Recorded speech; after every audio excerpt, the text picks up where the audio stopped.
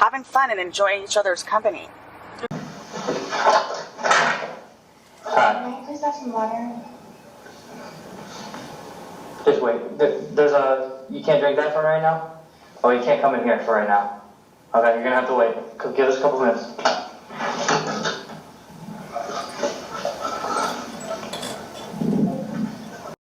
Really all it was, and then the suitcase is downstairs because I was telling you we were getting ready to do donations. And because it's not a very good suitcase,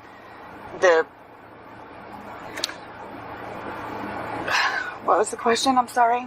You were just explaining to me the night. Oh, he decided to hide in there. So, being silly, he and I were sitting there laughing at it, like with him in there.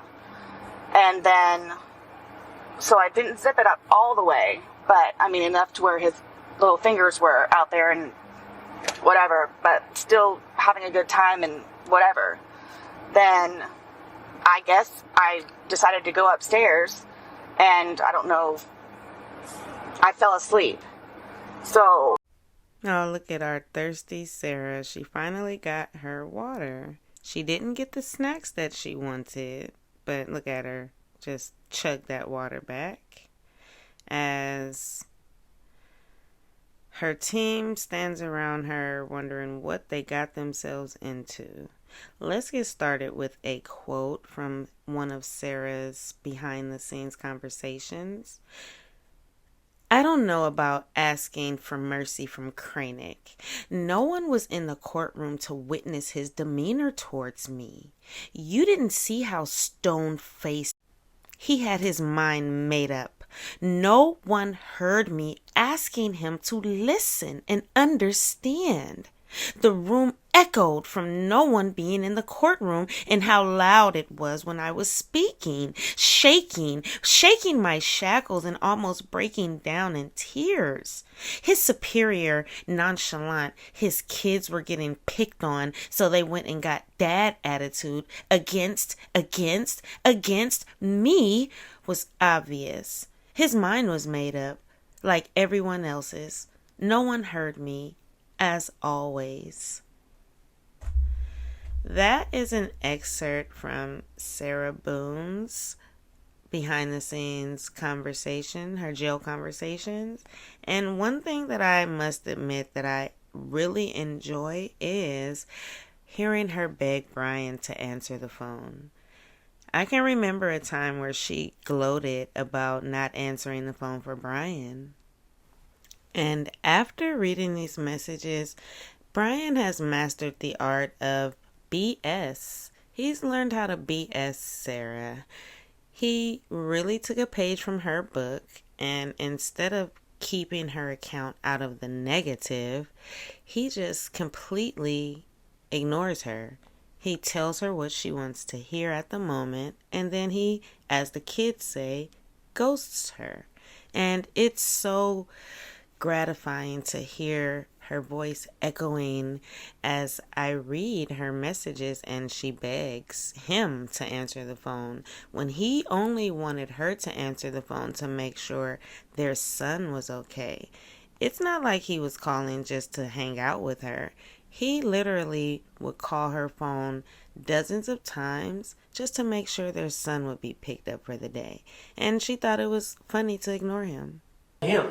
I called him. Did you ask him what to do? Or did you just tell him to come over? I just told him to come over. Did you tell him that you felt like George was dead?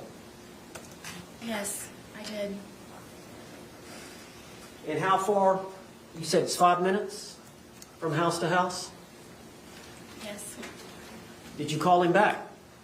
Yes, because he was taking so long. It felt seconds were hours. Yes. I'm still doing CPR at the same time in the process of it. I'm doing CPR I don't know how many times. Did he get there? Yes. Did he walk in? Yes. Did he walk out? Yes. What did he tell you to do? Call 911. What did you do? I called 911.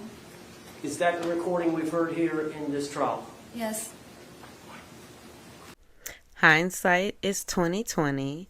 knowing what we know now, and knowing that 911 was Sarah's weapon of choice, and how dominant she was with Brian, to see her act so docile and meek on the stand after reading her plans to pretend that she is this meek and demure woman, it's just sickening.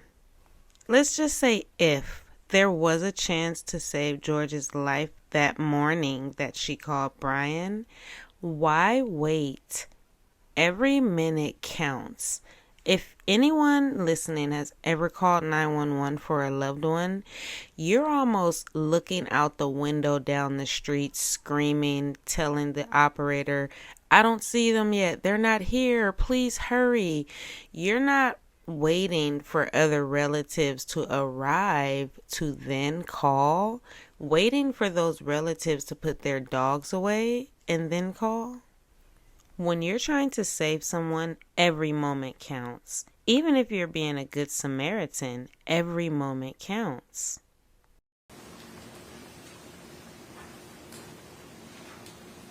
Did you love George? To this day. Why did you love him? George was very passionate. George was a very real person. George was nice to me on the good days. George complimented me. George and I were two bodies with one soul, he and I would always say. I don't believe that I've ever had a connection with anyone like I have with George. Did you have that connection with your ex-husband? I did not. Was it even close? No. Sarah couldn't even fake it at this point. After what we know from behind the scenes on the jail messages, at this point she was very upset with Brian because he wouldn't comply with her demands. He was initially on her witness list, but she removed him abruptly because she didn't think that he would pretty much say what she wanted, like he was no longer under her spell. So it's funny to see her now begging him, and the fact that she said that he wasn't even the love of her life after they spent over a decade together. They had a beautiful child together. He kept her account out of the negative. And futuristically speaking, the best thing he did was say, check please, as Mr. J says, when she called him that fateful morning to come over to help her, quote unquote, with George. That was the best thing he could have did for himself and little man. It seemed like at the crime scene, his wheels were turning. He was already dropping hints to the detectives like, hey, for all I know, she could be lying about everything. Brian knew Sarah was doomed. If George was able to, he would drink from sunup to sundown. And me having my son and trying to work and maintain the home and just have a normal life as best as I could, somehow that upset George. And because I had a certain dollar amount from my divorce settlement, at one point it was from wine we could afford vodka, so a lot of the times he would take my card, my debit card, and go buy the large, we call them handles, of vodka, which is the big bottle. And sometimes he would finish that all off on his own throughout an entire period of a day into an evening. Oh, who believes that Sarah would let George walk in the house with a large handle and not get a sip? After we saw that video of her degrading and belittling him in the hallway, it's unbelievable.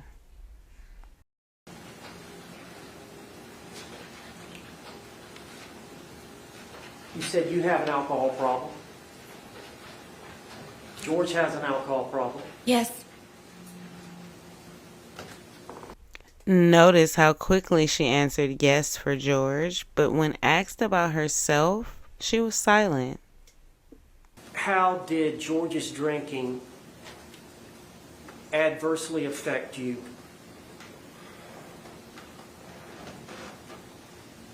It would debilitate my ability to help him the way that I was always trying to help him, because it would be one good day, a day of survival, and then it would be another day where I'm having to peel him off of me and call 911.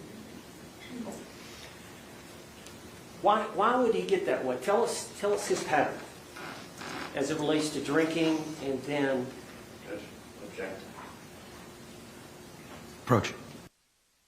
While Sarah sits there and makes these guilty little faces, we're going to fast forward a little. We're also going to look at some crime scene photos later, but we're going to listen to this story. And listening to it in hindsight, I think George was stopping Sarah, trying to stop her from driving drunk. Remember the bar video where she kept saying, "My car is at the bar," because George walked home? He didn't want her to drive drunk, in my opinion, so he would take the keys from her. And she called Brian in this particular night, and she doesn't seem like a very scared woman. She seems like an aggressor ready to fight for her keys. Pay attention. Knowing they had been drinking, George probably didn't want Sarah to drive under the influence, which enraged her, and in turn, she called Brian and woke up him and her son in the middle of the night. So George was very drunk, and I wanted to leave, and he's notorious for taking my car keys and putting them around his neck and my phone in his crotch area and telling me to come get them. And I really wanted to leave because of how drunk, and I knew the escalation of his anger. I didn't want to be there when it was at its peak. So I tried to take my keys from around him because he kept taunting me to take my keys, come get your keys. And so I attempted to go and get my keys. And so he ended up getting a butcher knife. And I had an opportunity to call Brian to come and help me, to please come pick me up, to come get me. And of course, he brings my son with him. And so I'm in the parking lot asking Brian to please help me get my car keys away from him. And there's neighbors, and it's a scene at this point. And George comes to the doorway of my townhome wielding the butcher knife, saying that, do I curse? Yeah. That no one's going to take her fucking keys. No one's going to fucking come into this house. And he's waving the butcher knife. And I walked up to him, and I just wanted to leave. And my little son, who was, I believe, 7 or 8 at the time, just is screaming, "Give mommy her keys, give mommy her keys, let her leave." Brian was even trying to negotiate with him, saying, "Please, you know she'll come back, just let her leave." So I went up to try and take the keys from him, and he was pulling on them, and I ended up pulling harder.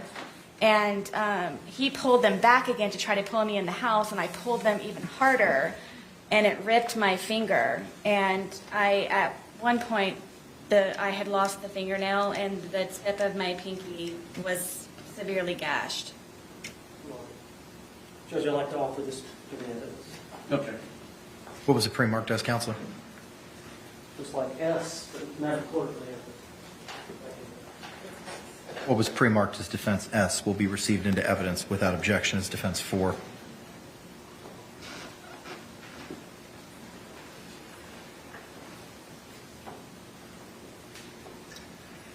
Ms. Boone, for the jury's sake, is this the picture you were referring to? Is that the nail, or was it on? Still on? I believe so, yes. The famous steak and potato story. A lot of you in the comments have told me that Sarah actually injured herself by kneeling down on the knife or stabbed herself drunkenly. And even the apartment manager, had her own version of what happened. This is the one injury that always perplexed me with Sarah, the steak and potato story. So let's hear it from the bear's mouth, from Drunky the bear's mouth. Go ahead and tell.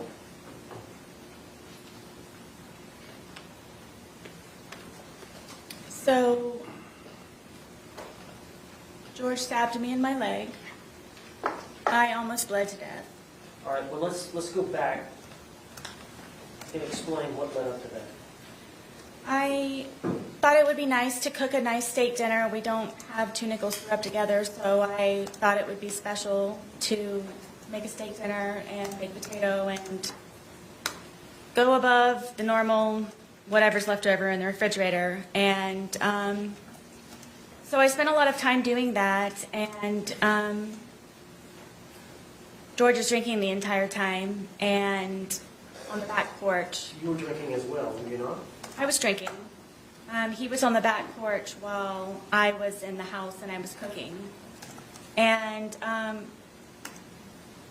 it was one of those where maybe if I start making dinner now, it will be over at a particular time and we can go to bed at a reasonable time. And I even put it in the bedroom and had a movie set up for us to watch. So it would just kind of be dinner in bed. And then he came upstairs and saw that I had made the steak dinner, and I don't know how to describe how drunk he was, but it definitely was not George. And had him come lay on the bed, sit on the bed, and, you know, put the, I got the dogs out, and I presented him with the steak dinner and sat down and was getting ready to start playing the movie. And he starts being very rude and cursing the steak and finding fault with it. And then, you know, I'm having to encourage him to eat. You know, if you want me to cut it up for you, I will cut it up for you. Did you want some more sour cream for your potato? What can I do to make you happier? And then he started to pull on me and kept saying that, excuse me, that I just want to fuck you on the steak and fuck you on the potatoes. And I took offense to that, and I kept trying to encourage him to eat. I started to eat. Was this just him really drunk and saying nonsense? I don't know why he was so angry that day. I don't know if it's because I got steak. I don't know. Most of the time I don't know the reason why. I couldn't take it anymore. Obviously I was not going to be able to eat, so I started to crawl off of the bed to leave, just the bedroom. And he told me again that I'm not going anywhere, and he stabbed me in my leg, and it crunched. You could hear a noise that it made, and blood just started to come out of my leg just like a fountain. So I got off of the bed. He's starting to freak out and grabbed me a towel. I got a wet towel, and I'm sitting here holding the towel, and it's increasingly becoming even more and more saturated by the minute. It's just minutes. So I'm going through towels and towels, and I said, George, I think I need to go to the hospital. This is not stopping to bleed. This is serious. And he got on his knees and begged me, please don't call the police. Please don't call the police. Please don't call the police. And inevitably, he went and got my car keys and put them around his neck again, and my cell phone. So I was not able to call anyone, and I wasn't able to leave in my car. So I figured I would just go downstairs, and I'm just going to go downstairs. And I had propped my foot up on the glass table that we had, and blood is just everywhere. Blood is everywhere. I can't keep up with the amount of blood, and I'm starting to feel very weak and really weird. And he comes downstairs, and he's still begging me, please don't call 911, please don't call 911. I kept telling him, there's something, this is serious, this is something. Because he knew that he would probably get arrested or something bad would happen to him. So I couldn't take him anymore. He was just all over me and just, I'm bleeding. I'm bleeding very badly, and he's having me try to console him. And I kept telling him, please, I need to call 911, please. And I said, okay, just give me a moment. And I crawled upstairs to my son's bathroom, which is the furthest bathroom away from everything. And I remember holding onto the sink. And I looked into the mirror, and my lips were blue. And I knew I needed help. I needed help. And he came upstairs looking frantic for me, calling my name. And then I turned to him and I said, please, I'm going to die. I've lost a lot of blood. There's something wrong. My lips are blue. Please, please, we don't have to call an ambulance. If you could just take me, I'll drive whatever I can do, please, to go to the hospital for this. And he said that before anything happens, I had to concoct a story in order for him to not be arrested or be in trouble when we did inevitably get to the hospital. So I'm sitting there with this blood-soaked towel with blue lips, trying to come up with a story of what I can tell them when I go down there so he's not in trouble, and telling him that it's okay. And I came up with the story of that we were sword fighting silly after drinking with our steak knives, and he accidentally punctured my leg. And from there... How did you get to the hospital? Originally, he told me to drive, and because of the amount of alcohol that he drank, and I couldn't. So he got into the driver's seat and drove me, and the entire time he's barking at me to make sure that I get the story straight. We're sword fighting, okay? We were drunk, Did you go to being the silly. emergency room? Yes. All right, and did you get treated there? Yes. I was bloody, and All right, let me show you the photograph. You can tell Sarah didn't like being interrupted. All right, is this a fair and accurate depiction of the injury to your leg? yes, I had to go to 2 different hospitals for it. And you lied to medical personnel about how this happened? Yes, they brought in sheriffs and everything. Was it consistent with, they brought in sheriffs? Did you have to answer to the law enforcement officer? Yes. Did you, James is such a bad actor, acting surprised. Sheriffs? Sheriffs? Did you say sheriffs? positive? What was pre-marked as K will be received into evidence without objection as Defendant 6. Now let's watch her show off her scar and her skirt.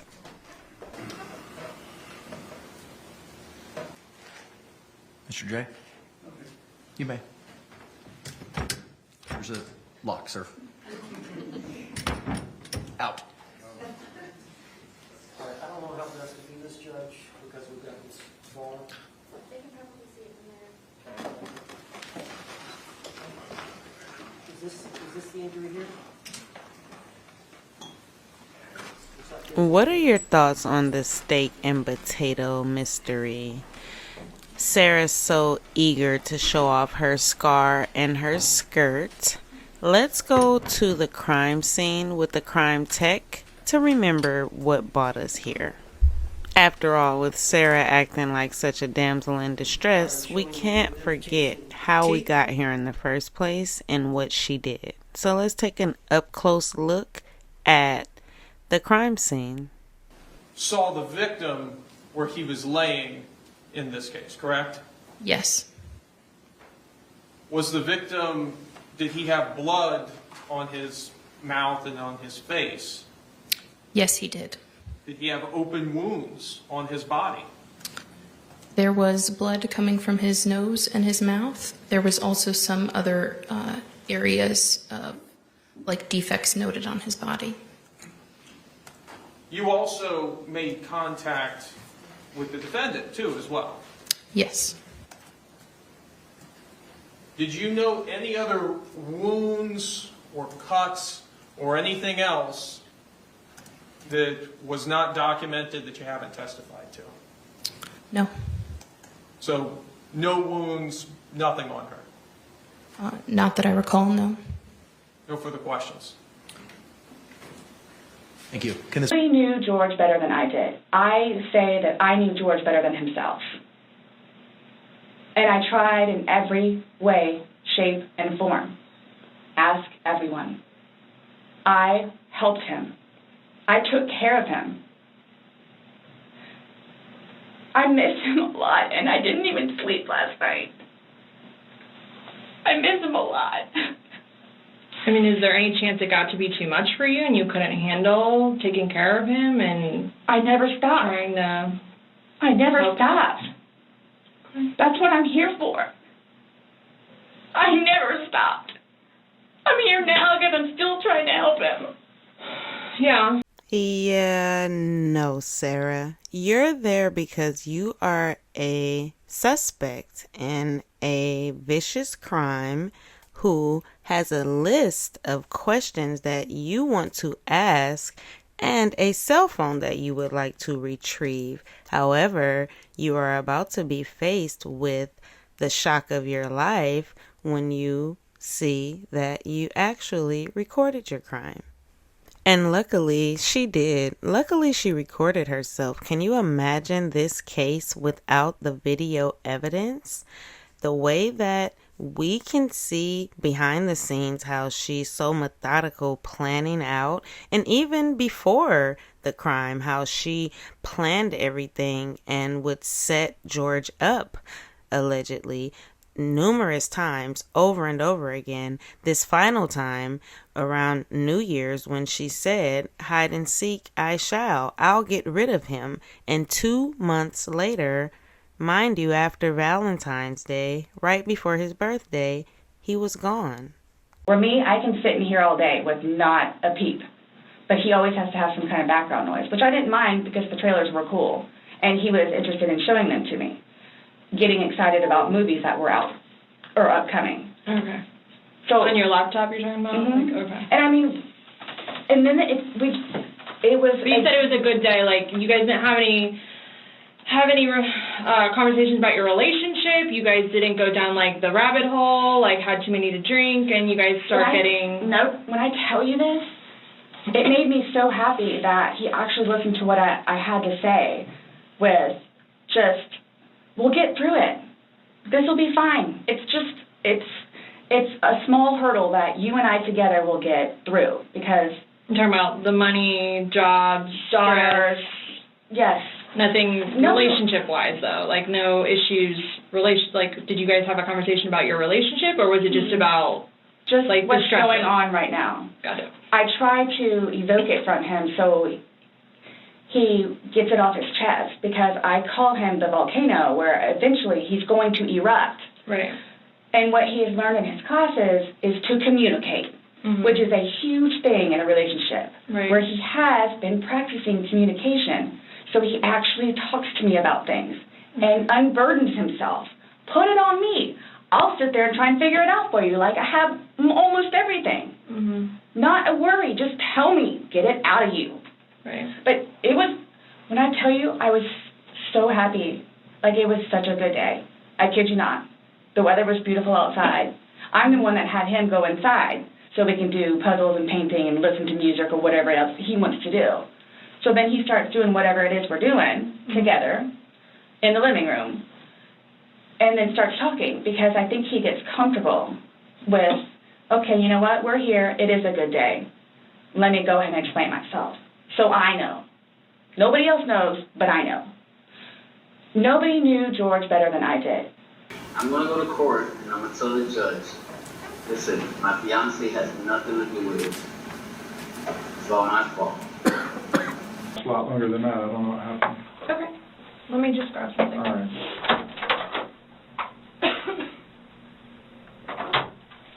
No, I was just simply asking because you had a look on your face when she asked you if you've ever done that before. You looked kind of shocked and... No.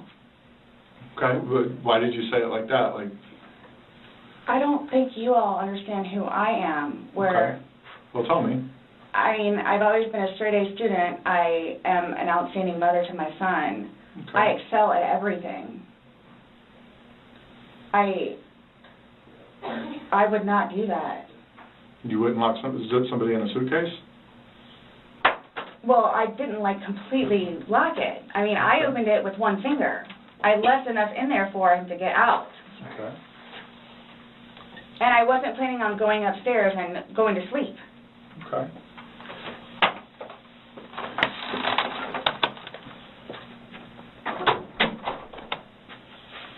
No, it's just the way you said it. You guys are scaring me. Why? Well, we just want you to watch this. This came from your phone. Don't you want to know what's on it? Yes, please.